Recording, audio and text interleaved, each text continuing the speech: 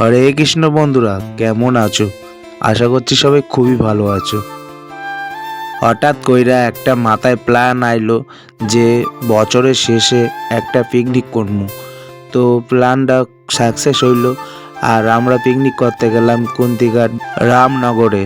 খুব সুন্দর একটা ভালো একটা স্পট, তোমরা দেখলেই বুঝতে পারতাছো খুব সুন্দর জায়গা। আমরা যাইতাছি দেখি কেমন লাগে। গিয়ে দেখলাম আরে ঝাকাস ঝাকাস, কত সুন্দর একটা জায়গা। আর যাইতে না যাইতেই বন্ধুরা কাম দিয়ে দিছে, মোর হাতে পেঁয়াজের থালা আর টমেটোর থালা দিয়ে দিছে। এরপর বন্ধুরা গিয়া সব কিছু লয়ে গিয়া দিই, চাল চুল ধোয়াধুয়ি আর মাংস ধোয়াধুয়ি চালু হয়ে গেছে। আর দেও বন্ধুরা কত সুন্দর স্পটটা লাগতেছে।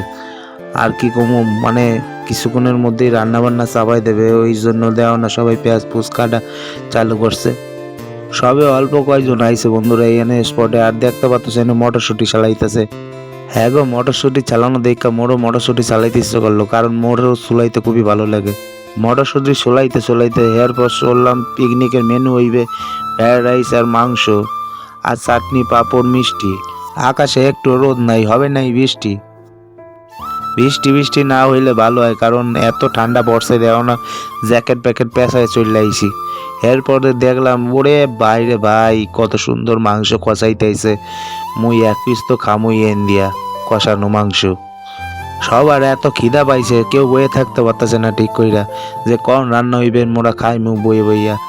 বন্ধুরা তোমাকে সবাইরে একটা সত্যি কথা কইতেছি, সবাইয়ের খিদা পায় নাই, মোর খিদা পাইছে, কারণ মাংস দেখলে মোর খুব তাড়াতাড়ি খিদা পায়।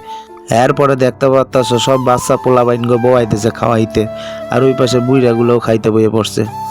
বুইড়াগুলোর খাওয়ান দেখে মুইও খাইতে বইয়ে পড়ছি, দেখছো মাংস দিয়ে ভাত খাইতেছি। এরপরে সবাই খুব আনন্দে খাইতেছে।